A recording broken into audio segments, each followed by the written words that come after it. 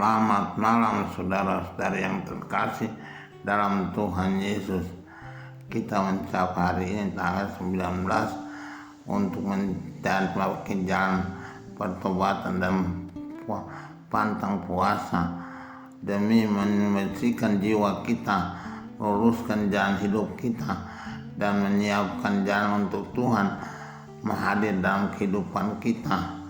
Ini bukan tugas yang gampang, tapi tugas mulia yang harus kita jalankan, karena kita wajib untuk menerima Tuhan dalam hidup kita. Sebab kalau Tuhan tidak hadir dalam hidup kita, kita akan susah, kita akan lenyap, kita akan binasa. Tapi kalau Tuhan bersama kita, Tuhan itu Immanuel, Allah beserta kita, maka kita mempunyai kekuatan untuk melangkah terus sampai kapanpun Tuhan menghendaki kita hidup di atas dunia ini, dan kemudian nanti Dia menyambut kita dalam surga yang kekal. Hari ini Tuhan menyapa kita lewat kitab Imamat dengan firman yang sangat jelas dan terperinci. Kita membaca di sana, kita harus menjadi kudus. Tuhan itu kudus adanya. Itu merupakan tugas kita. Apakah kita kudus? Apakah kita dapat kudus? Itu menjadi kesulitan kita, karena kita sadar bahwa tiap hari ada saja dosa dan salah yang kita perbuat lewat pikiran kita, lewat tutur kata kita, lewat perbuatan kita. Selalu ada sesuatu yang tidak beres dalam kehidupan kita, maka kita merasa bahwa kita bukan orang yang bisa kudus tiap hari dan tiap saat. Tetapi Tuhan mengundang kita untuk menjadi kudus, karena kalau kita mau bersama dengan Tuhan, kekudusan itu wajib, harus, dan jadi syarat mutlak untuk bersama dengan Tuhan. Karena Tuhan kudus adanya, tidak ada satu noda sedikit pun sekecil apapun yang Tuhan merasa ada dalam dirinya. Lingkaran Tuhan itu lingkaran yang kudus. Maka kalau kita mau menjadi sama dan menjadi satu dengan Tuhan, berarti kita harus berusaha untuk menjadi kudus. Tapi itulah tantangan kita.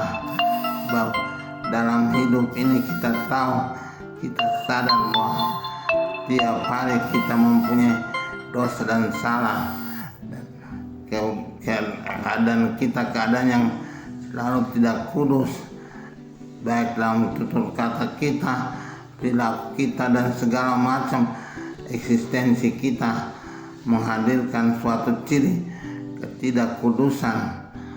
Maka panggilan dalam masa prapaskah ini kita harus menjadi kudus. Tuhan mengatakan beberapa hal dalam bacaan pertama dari kitab Imamat. Yang pertama, jangan kita berbohong. Kata bohong ini merupakan suatu lazim dalam kehidupan kita. Tiap hari adakah kebohongan, kecil atau besar. Selalu kita berbuat sesuatu yang berbohong dalam kehidupan kita, berbohong kepada diri kita sendiri, berbohong pada sesama, berbohong pada anak-anak, berbohong pada orang tua, berbohong dan berbohong tiap-tiap hari.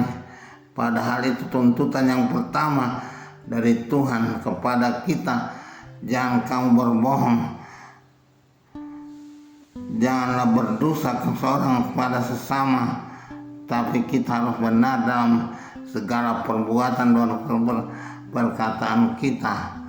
Ini usaha kita. Kita berbohong bukan berarti kita tidak bisa berkata benar. Kita bisa saja berkata benar kalau kita mau, tapi tiap hari kita ditantang untuk selalu mengatakan sesuatu yang bohong. Padahal panggilan kita, tuntutan kita harus benar dalam perbuatan perkataan kita. Maka kita harus menaruh sebagai tugas kita dalam masa prapaskah ini jangan berbohong. Kita harus mengingat kewajiban itu sebagai kewajiban rohani dan tuntutan mulia untuk meluruskan diri kita. Kata-kata terlalu gampang dalam kita mengingat lagu-lagu bahasa Indonesia.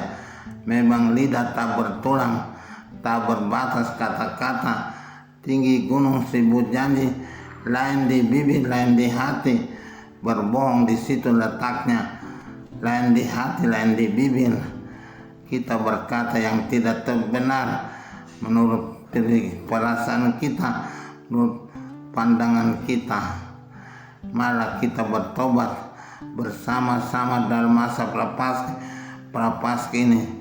Kalau ada yang bertanya mau berbuat apa dalam masa prapaskah ini, mulailah berkata-kata benar, berbicara benar dalam hidup untuk membenahi kebohongan dalam segala perilaku kita.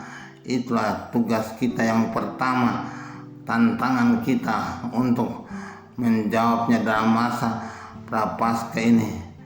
Satu kali berkata benar sudah merupakan kemenangan. Tuhan pasti senang dan malaikat-malaikat juga senang. Tidak ada yang bisa mengalahkan kebenaran itu. Tapi kalau satu kali kita berkata bohong, yang menang adalah setan. Setan bertepuk tangan untuk menyoraki kita sebagai orang yang sudah jahat dalam jeratnya, mau mengikuti dia dalam kebohongan hidup. Ini tidak benar. Ini harus kita atasi, harus kita perangi dalam masa prapaskah ini. Yang kedua, Tuhan berkata, janganlah engkau meras sesama manusia. Meras tiap hari ada saja. Ada waktu di mana kita merasa kita harus mengambil sesuatu dari orang lain, padahal bukan milik kita. Dan kita harus menindas orang lain, padahal kita tidak begitu. Kita harus berusaha untuk membantu orang, menolong orang, bukan memeras orang dalam hidup ini. Kemudian yang berikut, janganlah kau tahan upah seorang pekerja harian sampai besok harinya. Ini saya dengar berkali-kali dalam pelayanan pewartaan tiap kali. Biasanya di kota-kota, nyonya-nyonya besar menahan gaji dari pembantu-pembantu yang bekerja seharian untuk membantu rumah tangga, padahal mereka tidak dibayar dengan sebaik-baiknya. Ini juga kebiasaan yang tidak baik, harus diubah dan dilenyapkan dalam kebiasaan hidup kita. Kita harus bertobat dari hal seperti ini, sebab itu berarti tidak menghargai orang lain dan tidak memberikan apa yang harus dia terima, tapi kita merendahkan orang, tidak menghargai pelayanan yang dibuat oleh orang terhadap hidup kita. Semua kita bertobat dalam kebiasaan seperti itu. Janganlah kau kutuk orang tuli depan orang buta. Janganlah kau taruh kandungan dan takut akan alammu. Ini biasa dibuat sebagai kelakar, bermain-main di antara pemuda-pemuda. Tetapi sebaiknya lebih baik kita tidak berbuat lagi, sebab kelakar seperti ini mencelakakan teman sendiri, apalagi orang tuli. Jangan kita kutuk. Dia memang tidak mendengar. Yang mendengar itu Tuhan, yang mendengar itu malaikat. Jadi lebih baik jangan kita kutuk. Tapi yang berdosa adalah kita, bukan orang tulinya.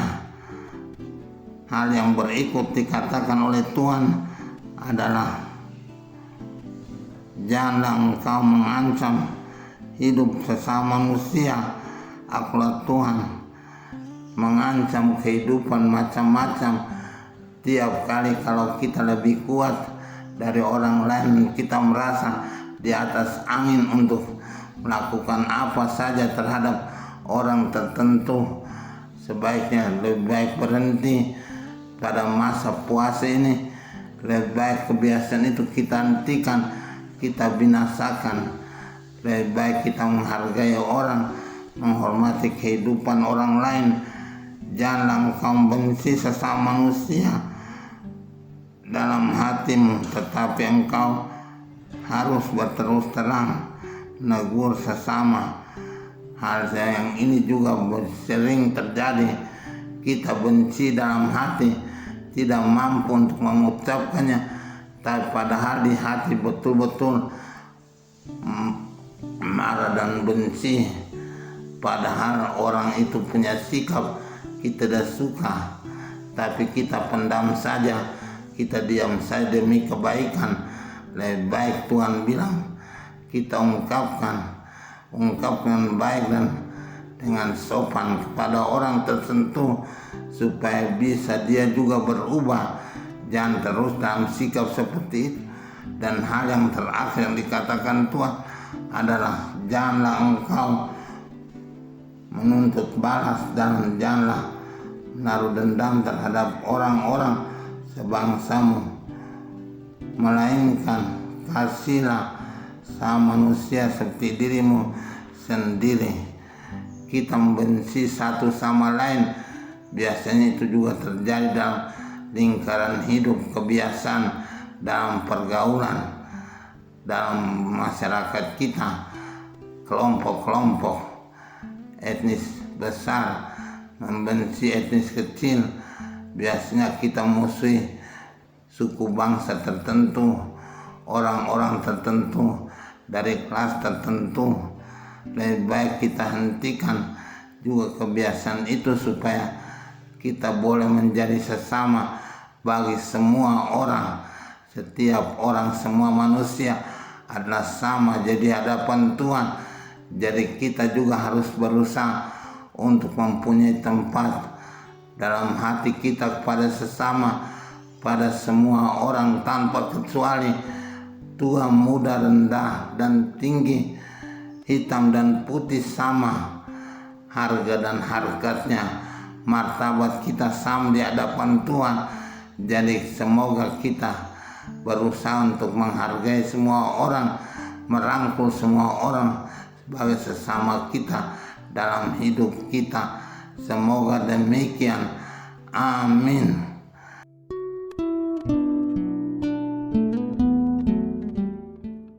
Tuhan Bapa yang baik, pada hari ini Engkau benar-benar menguras dan mengungkapkan apa yang harus kami buat dalam masa prapaskah ini. Benar-benar tugas yang mulia dan tidak gampang untuk dilaksanakan. Tetapi yang tidak gampang bukan berarti tidak mustahil. Tuhan, tolonglah kami dengan Roh Kudus dan para malaikat-Mu, bantulah kami untuk melakukan apa yang Kau katakan pada hari ini dan Kau kehendaki dalam bacaan kita imamat ini. Demi Kristus Tuhan dan Juru Selamat kami sepanjang segala masa. Amin.